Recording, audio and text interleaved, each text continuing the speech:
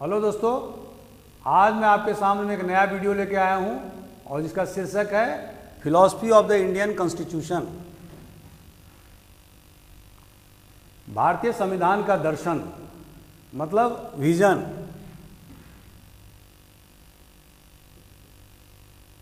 भारतीय संविधान का विजन क्या है, वो किस लिए बनाया गया है, उसका उद्देश्य क्या है, वो क्या चाहता है, उसके ऑब्जेक्टिव्स क्या हैं, तो उसके बारे में मैं आपके सामने में आज उपस्थित हुआ हूं और जो इम्पोर्टेंट पॉइंट्स हैं उसको मैं अभी रेखांकित करना चाहता हूं। Now let us proceed. तो philosophy of the Indian constitution को या विजन ऑफ इंडियन कॉन्स्टिट्यूशन को समझने के लिए आपको सबसे पहले प्रियम्बुल ऑफ द इंडियन कॉन्स्टिट्यूशन को देखना होगा। और प्रियम्बुल क्या कहता है, उसमें कुछ वर्ड्स हैं जैसे we the people of India,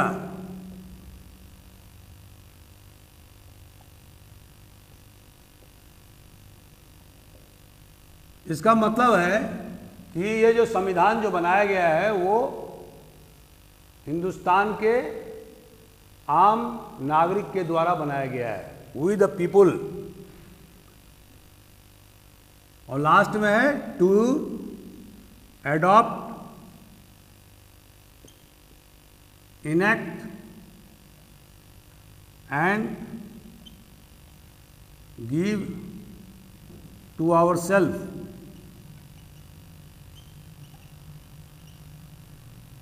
this constitution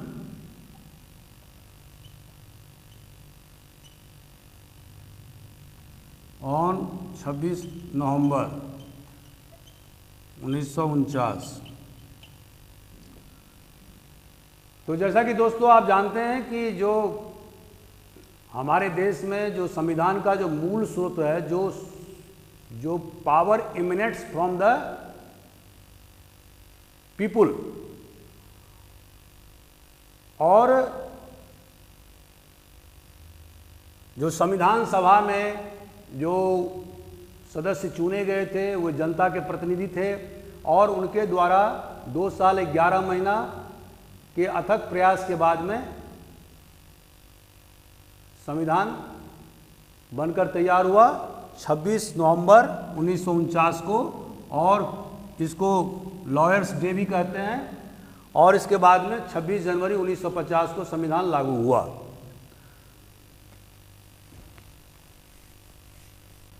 तो प्रियम्बुल क्या कहता है, we the people of India solemnly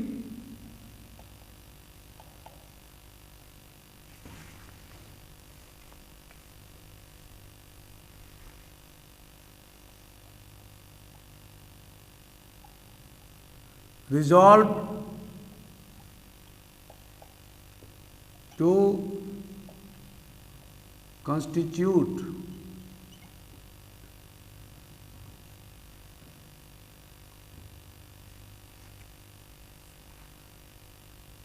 a sovereign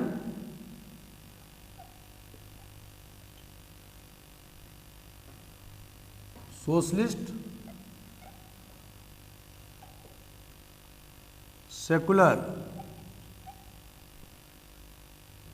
democratic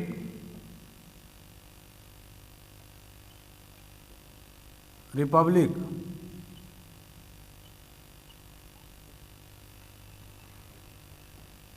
one by one हम लोग इसकी व्याख्या करेंगे। तो जो संविधान का जो मकसद है, वो जो उद्देश्य है कि वो एक सॉवरेन राष्ट्र की परिकल्पना करता है।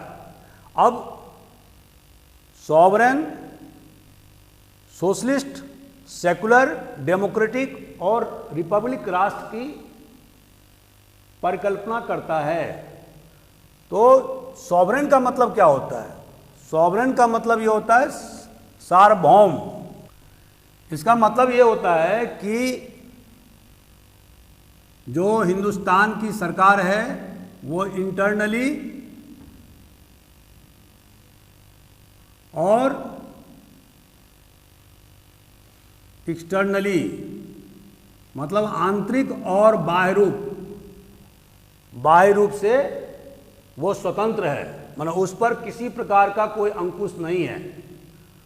आंतरिक रूप से वो स्वतंत्र है, वो अपना पॉलिसी फ्रेम कर सकता है, जनता के इच्छा को वो विधेयक के द्वारा उसको कार्यान्वयन कर सकता है, ट्रांसलेट कर सकता है, और बाह्य रूप से वह किसी भी दूसरे देश के दबाव में नहीं है और उस पर कोई एक्सटर्नल अथॉरिटी का प्रेशर नहीं है, वह अपने आप में सार्वभौम है। लेकिन दोस्तों, वो बाह्य रूप में या एक्सटर्नली सॉवरेन है या नहीं है, उसका एक टेस्ट है फॉरेन पॉलिसी।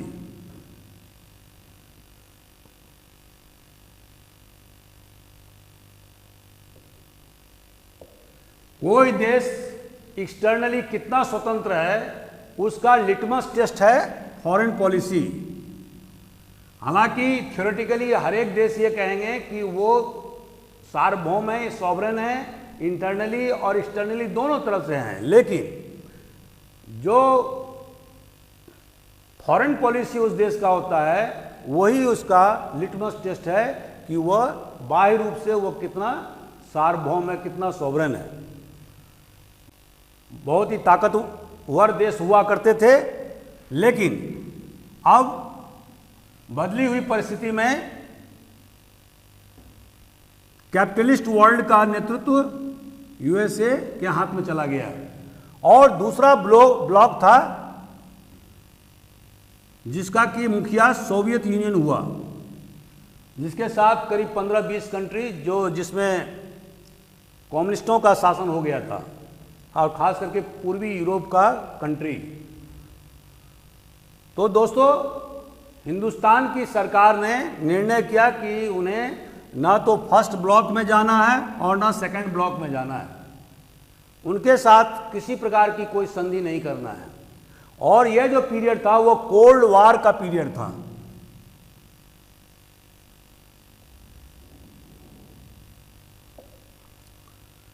तो इस कोल्ड वार के इफेक्ट से बचने के लिए हिंदुस्तान ने गुट निरपेक्षता की नीति को अपनाया और उसका बेसिक पर्पस ये था कि वह इन महाशक्तियों के स्ट्रगल का हिस्सा नहीं बनेगा, लेकिन जहां से भी उसे मदद मिलेगी उन मदद को वो स्वीकार करेगा, क्योंकि हिंदुस्तान एक गरीब राष्ट्र है और 200 वर्षों के औपनिवेशवाद ने इसे जर्जर और खोखला कर दिया था। तो पैसे की सख्त जरूरत थी और इसी कारण से भारत के प्रधानमंत्री ने ये उद्घोषणा किया कि उन्हें जहाँ से भी जो सुविधा मिलेगी उस सुविधा का वो उपयोग करेंगे। और इसी के तहत में उन्होंने 5 बड़े बड़े स्टील के कारखाने रूस, जर्मनी, ब्रिटेन के सहयोग से लगवाए, IIT, IIM की स्थापना करवाया। तो इस तरह से देश में औद्योगिक विकास में उन्होंने विभिन्न पश्चिमी देशों का समर्थन लिया। लेकिन इसी पीरियड में पाकिस्तान ने क्या किया? एक तो पाकिस्तान 1956 तक डोमिनियन स्टेटस में ही रहा।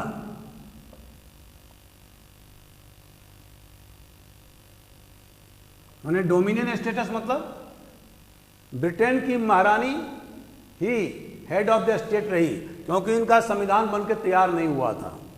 दूसरा, उन्होंने आज़ादी के बाद से ही सीटो, सेंटो, बगदाद पैक्ट,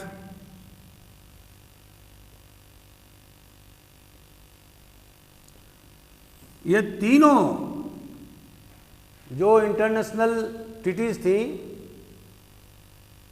जो अमेरिका के लीडरशिप में ये बनाई गई थी, सोवियत यूनियन को कंटेनमेंट करने के लिए उसका हिस्सा पाकिस्तान बना और इस तरह से वो अमेरिका का पिट्ठू हो गया, जिसका परिणाम पाकिस्तान आज तक भुगत रहा है। तो इस तरह से जो उसने थोड़ी आर्थिक मदद के बदले में अपनी बहुत सारी जो एक्सटर्नल सॉवरेंटी थी उसको अमेरिका के हाथ समर्पण कर दिया। दोस्तों, लेकिन हमारा जो भारतीय संविधान है उसका फिलॉसफी क्या है? हम 1947 15 अगस्त 1947 को आज़ाद हुए।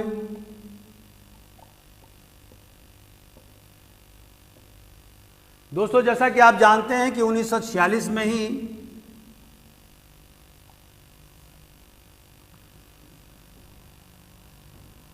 कॉन्स्टिट्यूएंट असेंबली का निर्माण हो गया था।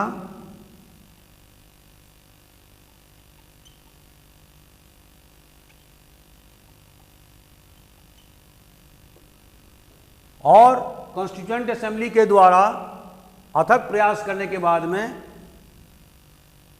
नए संविधान को 1950 26 जनवरी 1950 को लागू किया गया था और उसी दिन से हमने अपने आप को रिपब्लिक घोषित किया। रिपब्लिक का मतलब क्या होता है?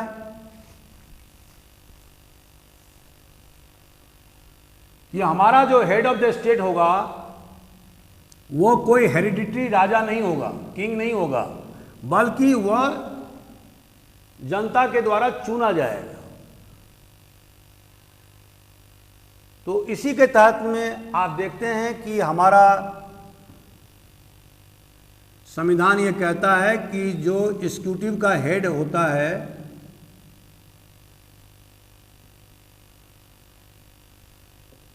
वो प्रेसिडेंट ऑफ इंडिया है।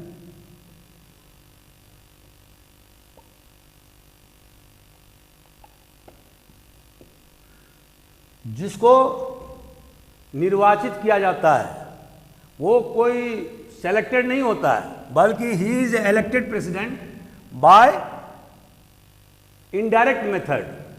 और वो इनडायरेक्ट मेथड क्या है? By the electoral college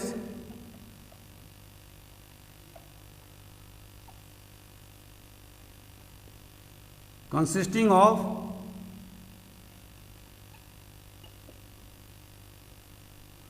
MPs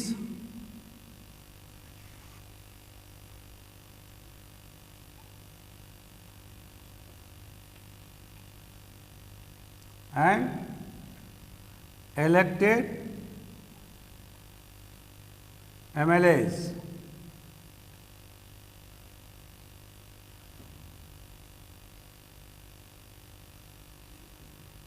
by the process of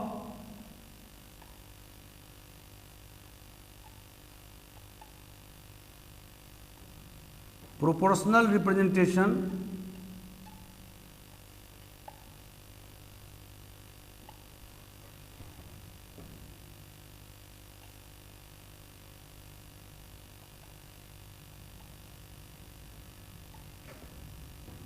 by single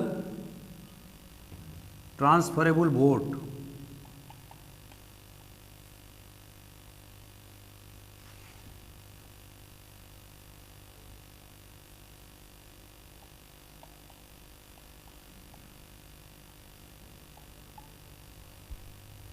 तो दोस्तों, प्रेसिडेंट का चुनाव कैसे होता है, उसकी चुनाव की क्या प्रक्रिया है, इसके बारे में पहले ही वीडियो बना चुका हूं और उन वीडियो को आप देख सकते हैं। यहां पर मैं सिर्फ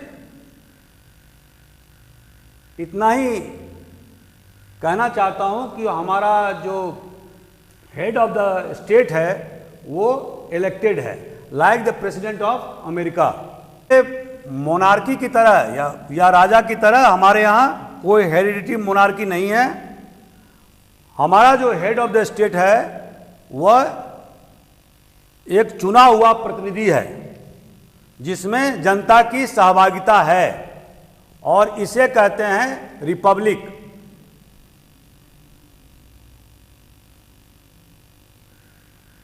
जो हम 26 जनवरी 1950 से उस समय से हमारा रिपब्लिक या गणतंत्र शुरू हुआ। इसके पहले जो देश आजाद 15 अगस्त 1947 को हुआ था,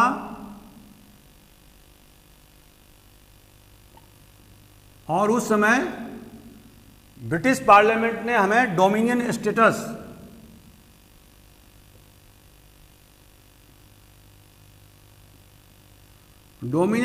दिया था, और पाकिस्तान और हिंदुस्तान दो डोमिनियन स्टेटस की स्थापना की गई थी। लेकिन 26 जनवरी 1950 को हमने अपने आप को रिपब्लिक घोषित किया। इसके पहले अंग्रेज के जाने के बाद में गवर्नर जनरल ब्रिटिश क्वीन की प्रतिनिधि के रूप में यहां पर हेड ऑफ द स्टेट हुआ करता था। अब आप जानते हैं कि लास्ट गवर्नर जनरल आज़ादी के समय में 15 अगस्त के समय में लॉर्ड माउंटबेटन था,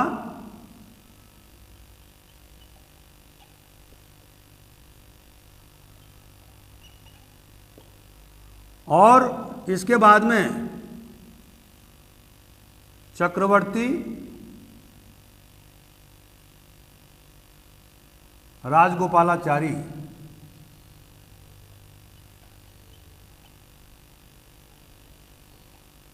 ये अंतिम गवर्नर जनरल हुए जो हिंदुस्तानी थे। तीसरा जो विजन है वो है सेकुलर। दोस्तों, ये सेकुलर वर्ड ओरिजिनल प्रियम्बुल में नहीं था। 42nd अमेंडमेंट के द्वारा 3 वर्ड प्रियम्बुल में जोड़े गए। ये प्रीलिम्स में आपको पूछ सकता है। पहला सेकुलर, सोशलिस्ट, और तीसरा integrity.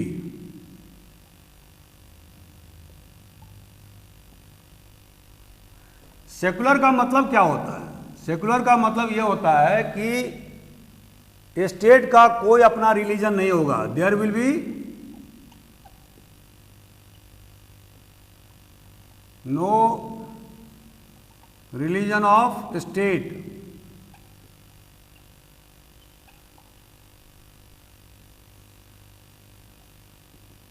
Religion would be a private affair.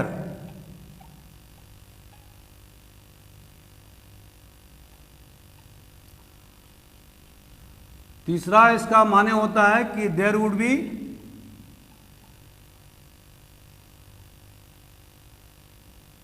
No discrimination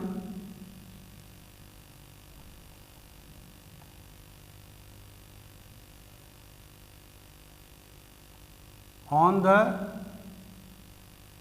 basis of religion।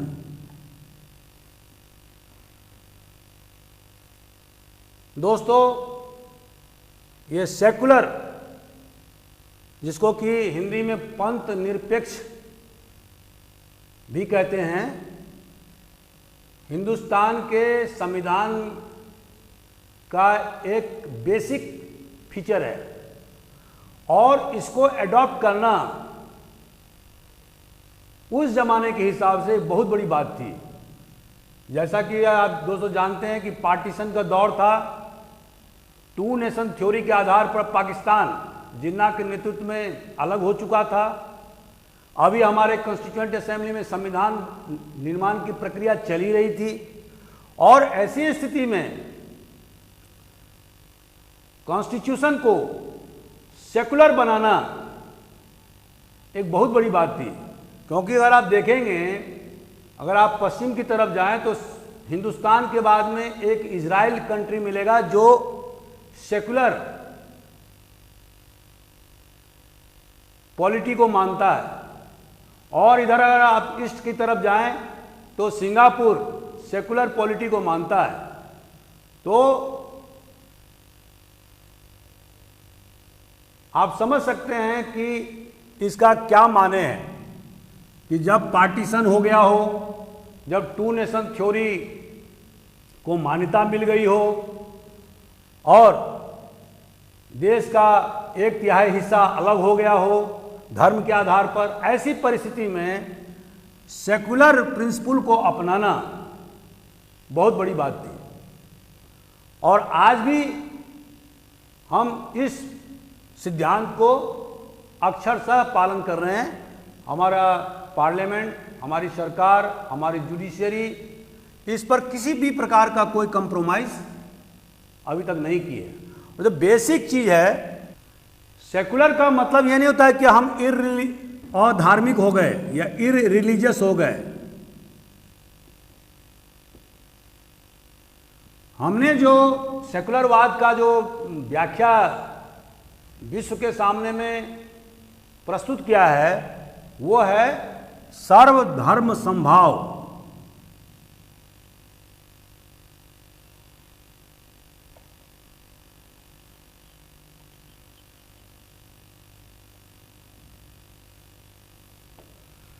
सभी धर्मों के प्रति आदर की भावना जो हिंदू फिलॉसफी का एक महत्वपूर्ण हिस्सा रहा है कि हम किसी दूसरे धर्मावलंबी को कभी प्रोसिक्यूट नहीं किए, सभी को हिंदुस्तान में आने दिए चाहे वो दूसरे धर्म के क्यों ना हो।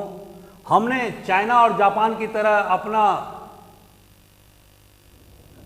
देश दूसरों के लिए बंद कभी नहीं किया।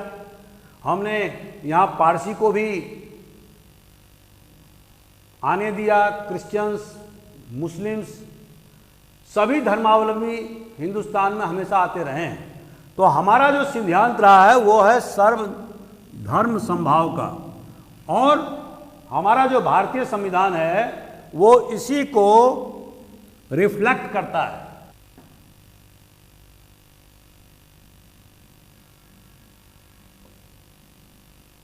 हमारा संविधान एक सोशलिस्ट राज्य की परिकल्पना करता है और इसका जो रिफ्लेक्शन है वो आपको डायरेक्टिव प्रिंसिपल्स ऑफ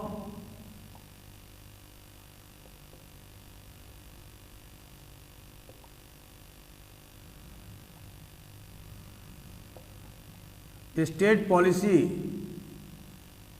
में मिलेगा। और आज़ादी के बाद में हिंदुस्तान की विभिन्न सरकारों ने सामाजिक और आर्थिक प्रजातंत्र की स्थापना के लिए अनेक काम किए हैं। जैसे कि डायरेक्टिव प्रिंसिपल में जो आर्टिकल 39 बी और सी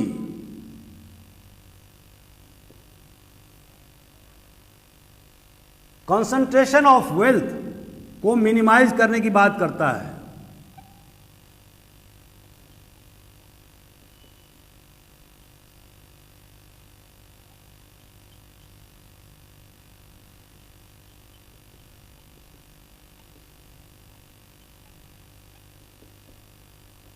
minimisation of concentration of wealth, इसका मतलब यह हुआ कि जो हमारा जो इंस्ट्रूमेंट ऑफ प्रोडक्शन है, जैसे कि इंस्ट्रूमेंट ऑफ प्रोडक्शन क्या क्या है, लैंड, कैपिटल, लेबर,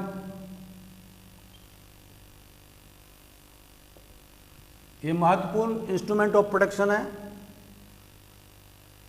तो इस पर कुछ खास लोगों का ही आधिपत्य ना हो जाए और अधिकांश लोग इससे वंचित ना हो जाए, जिससे कि एक्सप्लॉयटेशन को बढ़ावा मिले। तो भारतीय संविधान का जो विजन है वो है एक समाजवादी समाज की स्थापना करना, और इस समाजवादी समाज की परिकल्पना आज़ादी के बाद से विभिन्न सरकारों ने किया। जैसे आज़ादी होने के बाद आर्थिक क्षेत्र में मिक्स इकोनॉमी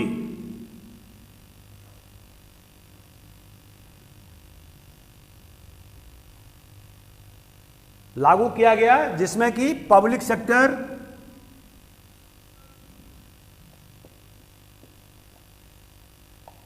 और प्राइवेट सेक्टर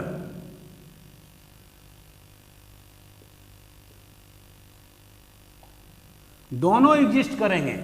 और पब्लिक सेक्टर को जो एम दिया गया, जो गोल दिया गया कि वो commanding height of the economy प्राप्त करेगा, और जिसके तहत में दोस्तों आप देखते हैं कि हिंदुस्तान में बहुत ज़्यादा इंडस्ट्रियलाइजेशन हुआ। यदि आप in comparison to other developing countries अगर करें तो उस पीरियड में जो 1947 से लेकर 1950 के पीरियड में या 60 के दशक में जो देश आज़ाद हुए, उन देशों में की जो औद्योगिकरण की रफ्तार रही और हमारे देश में खास करके heavy and capital based industries को हमने बहुत ज़्यादा प्राथमिकता दिया। और उसका बेसिक पर्पस यही था कि किसी तरह से जो गरीब से गरीब तबके का जो व्यक्ति है उसको भी मिनिमम सुविधाएं मिले, मतलब बेसिक नीड्स। जैसे बेसिक नीड्स क्या होता है?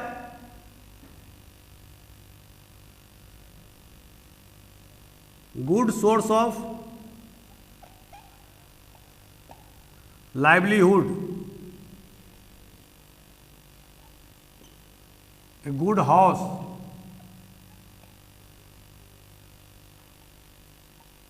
गुड एजुकेशन,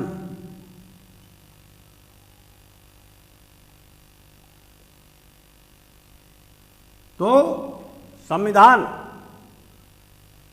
एक सोशलिस्ट समाज की परिकल्पना करता है जिसमें कि प्रत्येक नागरिक को जीविकोपार्जन की अच्छी सुविधा हो। और इसी के तहत में दोस्तों हमने देखा है कि सरकार ने अनेक प्रकार के योजनाएं शुरू की हैं। जैसे 80 के दशक में 20 सूत्रीय योजना लागू थी और अभी मनरेगा का कार्यक्रम चल रहा है। और इसी तरह से रोजगार मुहैया करने के लिए सरकार ने अथक प्रयास किए हैं। कॉटेज इंडस्ट्री को बढ़ावा दिया गया है,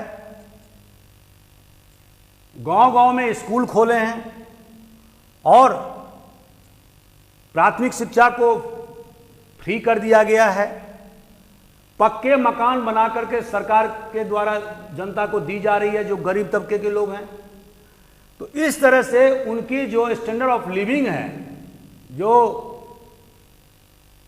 lower strata of the society है, उसको ऊपर उठाने के लिए आज़ादी के बाद से विभिन्न सरकारों ने अनेक प्रकार के प्रयास किए हैं। और इसका नतीजा ही यह हुआ कि पिछले 70-72 साल में जो बिलो पॉवर्टी लाइन है वो घट करके 20% हो गया है। जबकि आज़ादी के समय में 94% लोग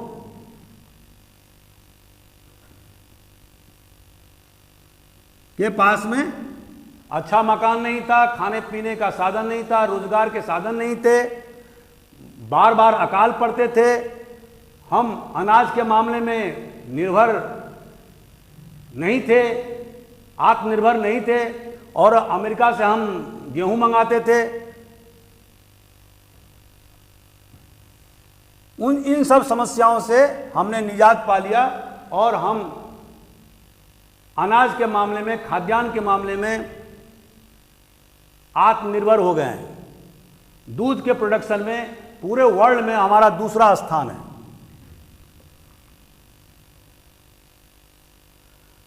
तो इस प्रकार से संविधान एक ऐसी सामाजिक व्यवस्था का परिकल्पना करता है जहां पर निचले स्तर का व्यक्ति भी या लोएस्ट क्लास के व्यक्ति को भी मिनिमम सुविधाओं का अवसर मिले, द मिनिमम रिक्वायरमेंट।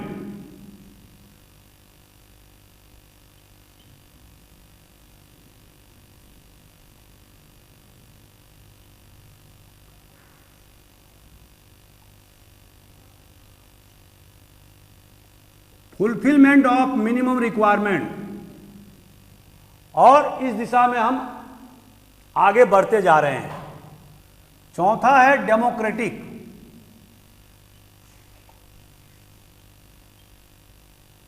भारतीय संविधान एक डेमोक्रेटिक सोसाइटी की स्थापना करती है। और इसका मतलब क्या हुआ कि यहां पर जो सत्ता का संचालन करेगा वो जनता के द्वारा चुना जाएगा, इलेक्टेड होगा। कोई बहुत बड़ा आदमी है या बहुत बड़ा पूंजीपति है तो उसको सेलेक्ट नहीं किया जाएगा, बल्कि उसे जनता के द्वारा चुना जाएगा और तभी वो सत्ता का संचालन कर सकेगा। और इसी के तहत में दोस्तों हम देखते हैं कि हमारे यहाँ प्रेसिडेंट या वाइस प्रेसिडेंट,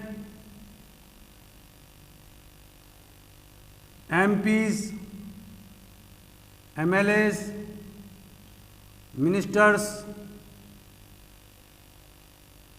इनका चुनाव जनता के द्वारा किया जाता है। केंद्र स्तर पर भी, राज्य स्तर पर भी और लोकल स्तर पर भी। और खास करके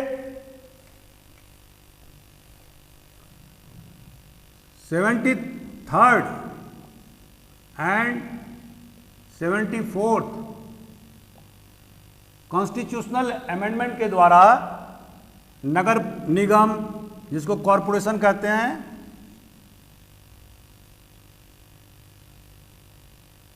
या नगर पालिका,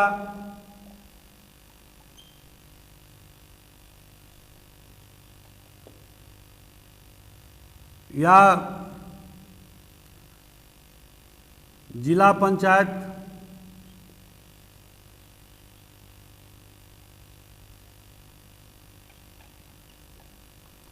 ग्राम panchayat,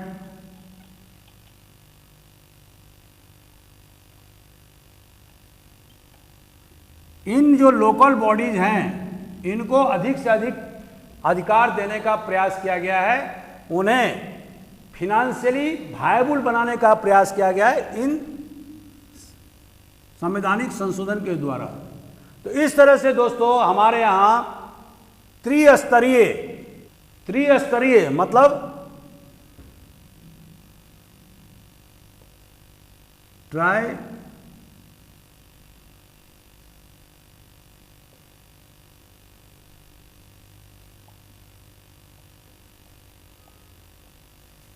try level of government कार्यरत है। पहला सेंट्रल गवर्नमेंट, दूसरा स्टेट गवर्नमेंट्स और तीसरा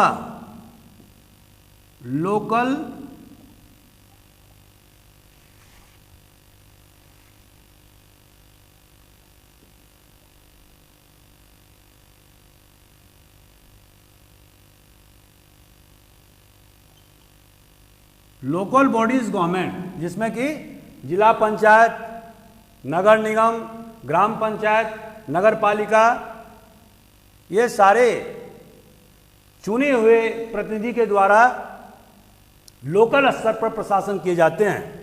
तो डेमोक्रेसी को ग्रास रूट पर लाने का सतत प्रयास किया जा रहा है और यह हमारे संविधान का सबसे महत्वपूर्ण विजन है।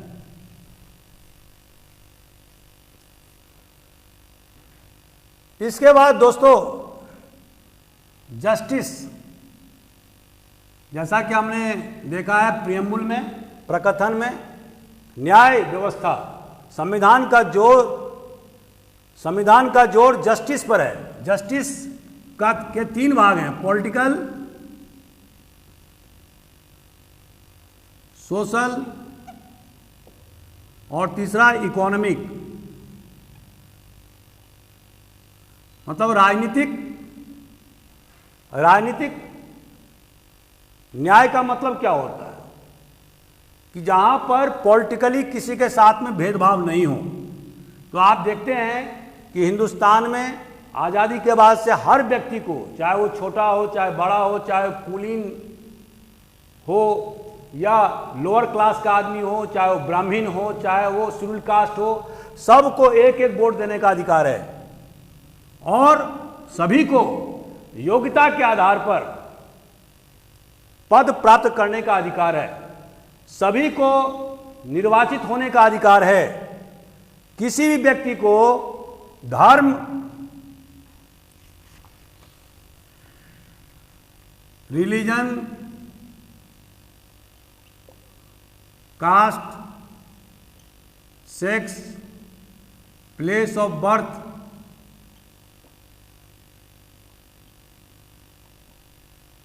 इसके आधार पर डिस्क्रिमिनेशन नहीं किया जाएगा। मेरिट को सर्वोच्च प्राथमिकता दी जाएगी, लेकिन इसी में ही संविधान निर्माताओं ने प्रोटेक्टिव डिस्क्रिमिनेशन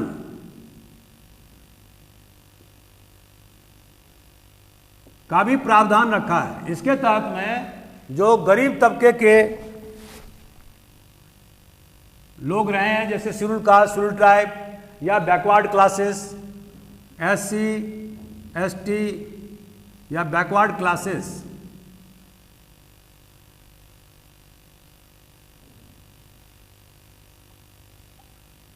इन्हें रिजर्वेशन दिया गया है। और जैसा कि दोस्तों आप जानते हैं कि मंडल कमीशन के इम्प्लीमेंटेशन के बाद में बैकवर्ड को 27%,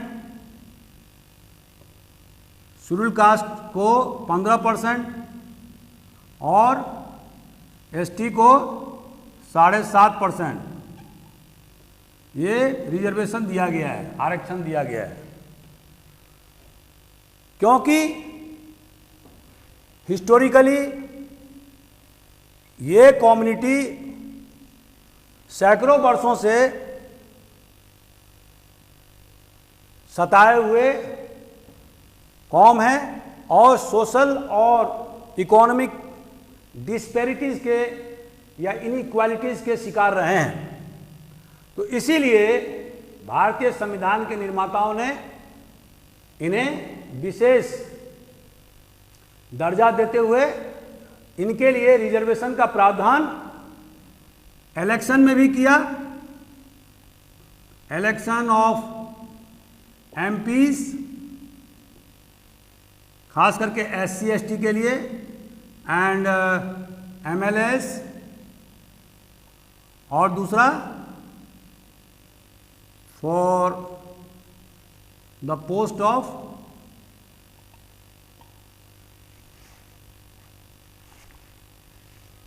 फॉर द गवर्नमेंट जॉब। और जिससे इस रिजर्वेशन पॉलिसी के कारण इन वर्गों के लोग, खास करके SC ST और OBC के लोग काफी तादाद में गवर्नमेंट जॉब प्राप्त किए हैं और इनके आर्थिक और सामाजिक स्थिति में काफी सुधार हुआ है। तो दोस्तों, जिस तरह से हमने बताया कि जो जस्टिस है, न्याय, उसके 3 प्रकार हैं, पॉलिटिकल, सोशल और इकोनॉमिक। इन तीनों प्रकार के जस्टिस को कार्यान्वयन करने का, इम्प्लीमेंट करने का लक्ष्य, विजन हमारे संविधान में निहित है। तो जैसा कि मैंने आपको पॉलिटिकल जस्टिस के बारे में बताया, अब सोशल जस्टिस का मतलब हुआ कि social justice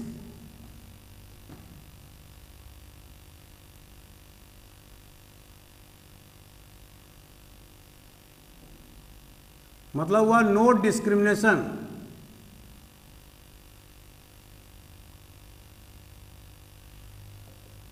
on the basis of religion, caste, creed, color और place of birth और सेक्स। जो आर्टिकल 15 में इसकी अवधारणा की गई है। लेकिन जैसा कि मैंने बताया कि protective discrimination schedule caste, schedule tribe और बैकवर्ड क्लासेस के लिए संविधान में इसकी व्यवस्था की गई है। इसके बाद इकोनॉमिक जस्टिस,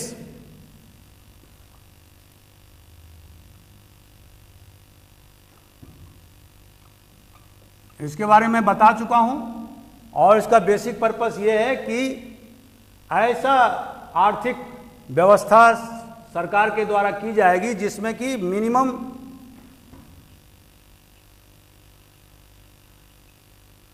रिक्वायरमेंट की पूर्ति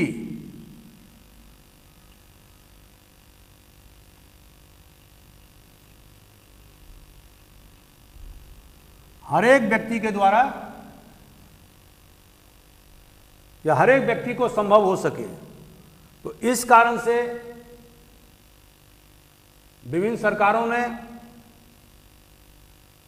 स्टैंडर्ड ऑफ लिविंग उठाने के लिए अनेक आर्थिक सुधार के कार्यक्रम किए हैं और directive principles of state policy में स्पष्ट रूप से उल्लेख है कि राज्य इस प्रकार की व्यवस्था करेगा जिसमें कि कंसंट्रेशन ऑफ वेल्थ माने धन का संग्रहण एक जगह नहीं हो पाए और जो इक्वालिटी है, जो असमानता है, इनइक्वालिटी, उसको मिनिमाइज करने का प्रयास किया जाएगा। और इसके अलावा नए या वैज्ञानिक ढंग से एग्रीकल्चर, एनिमल हस्बेंड्री,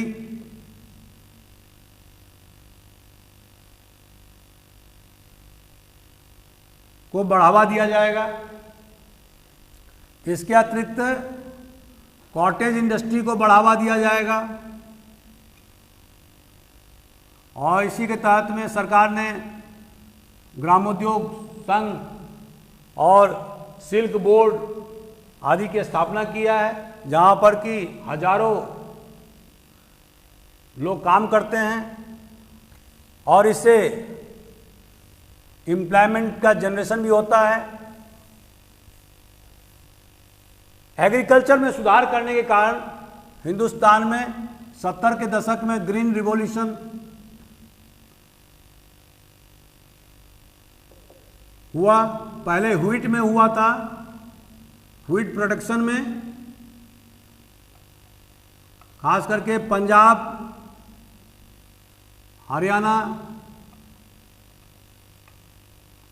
और वेस्टर्न यूपी में। अब ग्रीन रिवॉल्यूशन राइस में, राइस प्रोडक्शन में, ऑयल सीड, पल्सेस, इन खाद्यान्न में भी ग्रीन रिवॉल्यूशन लागू किया गया और उसका जो बेसिक सिद्धांत है कि हाई यील्डिंग वेराइटीज का उपयोग करना, पेस्टिसाइड का उपयोग करना, उसके बाद इरिगेशन की व्यवस्था करना, किसानों को ऋण मुहैया कराना, उनको अच्छे इक्विपमेंट जैसे ट्रैक्टर या और दूसरे जो उन्नत किस्म के जो इंस्ट्रूमेंट इजाद किए गए उनको मुहैया कराना, सस्ते कर्ज दे करके। तो इस तरह से ग्रीन रिवॉल्यूशन को बढ़ावा दे करके हिंदुस्तान की सरकार ने बहुत हद तक जो भुखमरी की जो समस्या थी उसको समाप्त कर दिया है। इसके बाद जो हमारा विजन है कॉन्स्टिट्यूशन का वो है liberty of thought, expression, belief, faith and worship. तो दोस्तों, जैसा कि आप जानते हैं कि आर्टिकल 19 में 6 प्रकार के फ्रीडम दिए गए हैं, और वो क्या है? Freedom of speech and expression, माने हमें बोलने की आज़ादी है, और इसी के तहत में फ्रीडम ऑफ प्रेस भी आता है।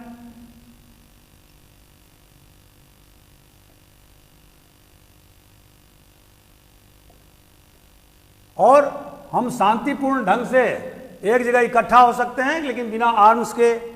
उसके बाद में एसोसिएशन बना सकते हैं और या यूनियन बना सकते हैं।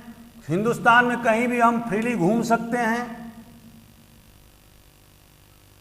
हिंदुस्तान में कहीं भी हम घर बना के रह सकते हैं, और कोई भी प्रोफेशन या कोई भी व्यवसाय हम अपना सकते हैं। तो ये 6 प्रकार के जो है फ्रीडम हमें दिए गए हैं। एक freedom of acquisition of property, उसको हटा दिया गया है इस तरह से। इसके अलावा आर्टिकल 20 में protection against x post facto legislation, और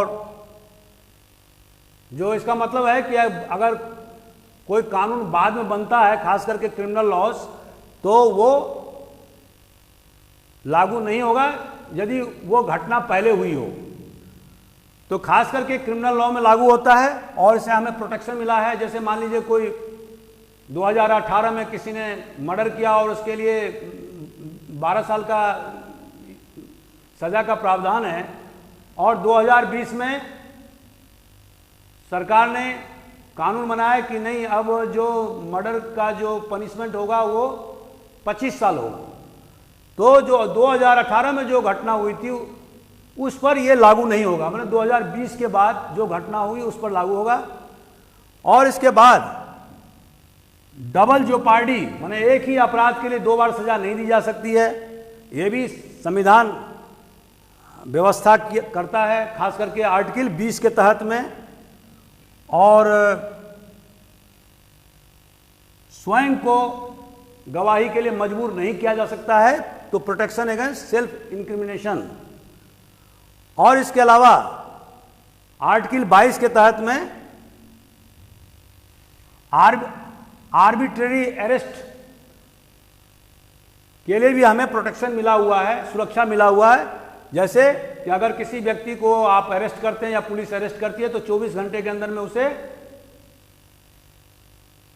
नजदीक के न्यायालय में प्रस्तुत करना होगा, और उसके बाद ही वो रिमांड ले सकता है। रिमांड 2 प्रकार के होते हैं, या तो जुडिशियल होता है या पुलिस रिमांड होता है। पुलिस रिमांड में पुलिस अपने पास में उस आरोपी को रखती है और उससे पूछताछ करती है, साक्ष्य जुटाने का प्रयास करती है, और जुडिशियल रिमांड में उसको जेल भेजती है।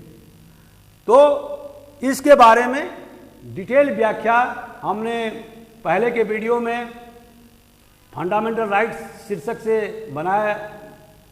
बनाया है, आप उसको जरूर देखें। और इसके बाद जो इम्पॉर्टेंट पॉइंट है वह बिलीफ्स, फेथ एंड वर्शिप। जैसे कि दोस्तों आप जानते हैं कि आर्टिकल 25, 26, 27 और 28 इस ये राइट टू रिलीजन है, और जो कि हमें फंडामेंटल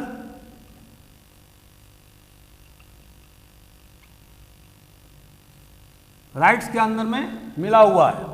तो जो संविधान का जो लक्ष्य है, जो विजन है, वो धार्मिक आज़ादी को फोकस करता है कि हर एक व्यक्ति, चाहे वो किसी भी धर्म के मानने वाले क्यों ना हो, उस पर किसी प्रकार का भेदभाव, किसी प्रकार का डिस्क्रिमिनेशन नहीं किया जा सके, और सभी धर्म को संविधान ने बराबर मान्यता दिया है। लेकिन संविधान का अपना कोई धर्म नहीं है। तो जैसा कि मैं पहले बता चुका हूं, सेकुलरिज्म की जो अवधारणा है, तो उसी के तहत में राइट टू रिलीजन नागरिकों को तो है, और स्टेट किसी नागरिक को धर्म के आधार पर कोई डिस्क्रिमिनेशन नहीं करेगा। हर एक नागरिक को अपने धर्म को प्रोपोगेट करने, प्रचार करने, उसको मानने के लिए वो स्वतंत्र होगा। उस पर किसी प्रकार का कोई प्रेशर नहीं होगा, कोई स्टेट का दबाव नहीं होगा। और जब राज्य किसी रिलीजियस इंस्टीट्यूशन को डोनेट करता है या ग्रांट देता है तो वो किसी भी प्रकार से डिस्क्रिमिनेशन नहीं करेगा कि नहीं ये हिंदू का रिलीजियस इंस्टीट्यूशन है तो इसको ज़्यादा पैसा दिया जाए और ये मुस्लिम का है तो इसको कम पैसा दिया जाए, तो ऐसा राज्य नहीं करेगा। तो दोस्तों इसके बाद जो हमारे संविधान का जो लक्ष्य है वो है राइट टू इक्वालिटी, और ये समता का अधिकार हमें मौलिक अधिकार के रूप में मिला हुआ है, हर एक नागरिक को मिला हुआ है, इवन जो नागरिक नहीं है उसको भी मिला हुआ है। तो इसके तहत में हर व्यक्ति कानून के समक्ष समान है और किसी को भी कानून के प्रोटेक्शन देने से राज्य मना नहीं करेगा। माने everybody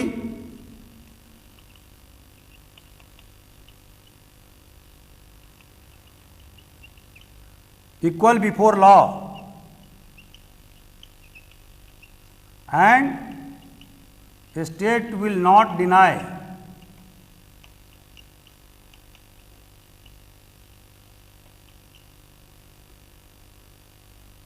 anybody equal protection of law।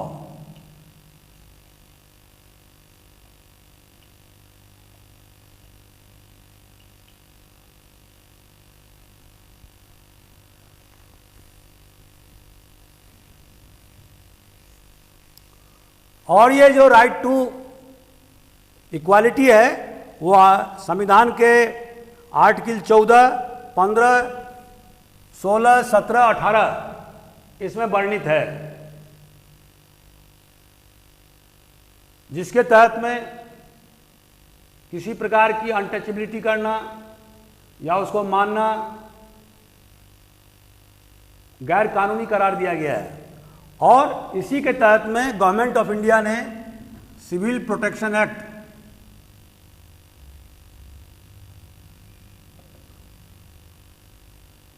1955 लागू किया था, जिसके तहत में किसी प्रकार के छुआछूत मानना आपराधिक कृत्य घोषित किया जा चुका है। तो दोस्तों इस तरह से हम देखते हैं कि संविधान का जो लक्ष्य है वह बहुत व्यापक है। इसके अलावा संविधान फ्रेटर्निटी माने भातृत्व या भाईचारा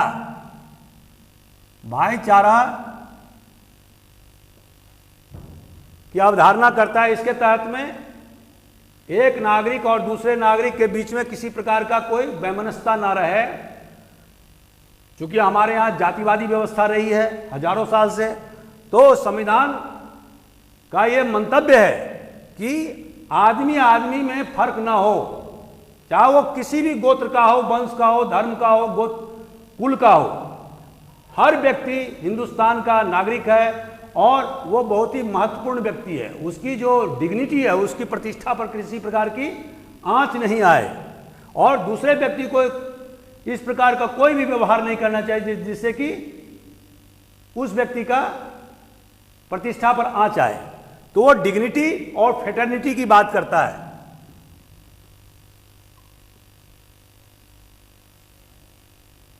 फ्रेटर्निटी का जो एक व्यापक रूप है कि एक देश और दूसरे देश के बीच में भाईचारा स्थापित हो, माने कॉर्डियल रिलेशनशिप,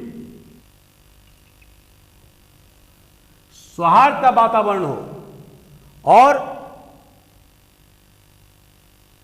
युद्ध या झगड़ा या फसाद जो इंटरनेशनल लेवल में जो होते रह रहे हैं हजारों साल से, तो संविधान, हमारे भारतीय संविधान का मूल विजन ये है कि वसुधैव कुटुंबकम, माने समूचा जो संसार है वो हमारा परिवार है। और जिस तरह से परिवार में एक परिवार में सब मिलजुल के रहते हैं, उसी तरह से विश्व के जो विभिन्न देश हैं उसके साथ हमारा मैत्रीवत और भाईचारे का व्यवहार हो।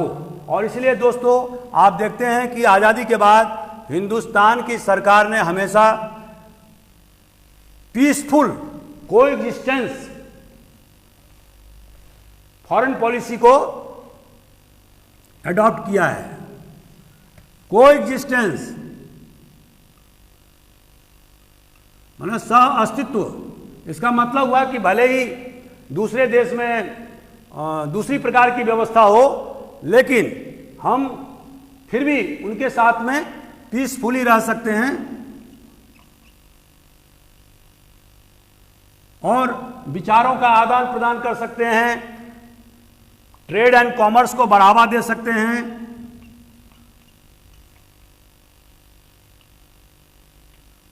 जो म्यूचुअली बेनिफिशियल हो।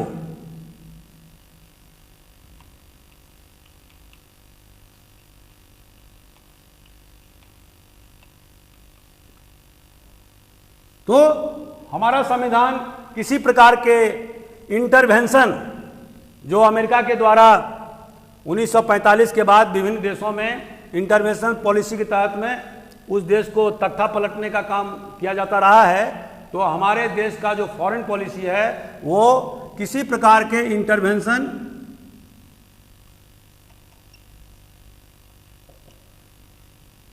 इन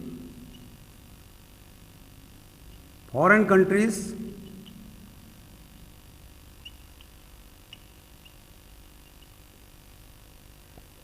से साफ मना करता है। और इसी तरह से ट्रेड एम्बार्गो या हाई टैरिफ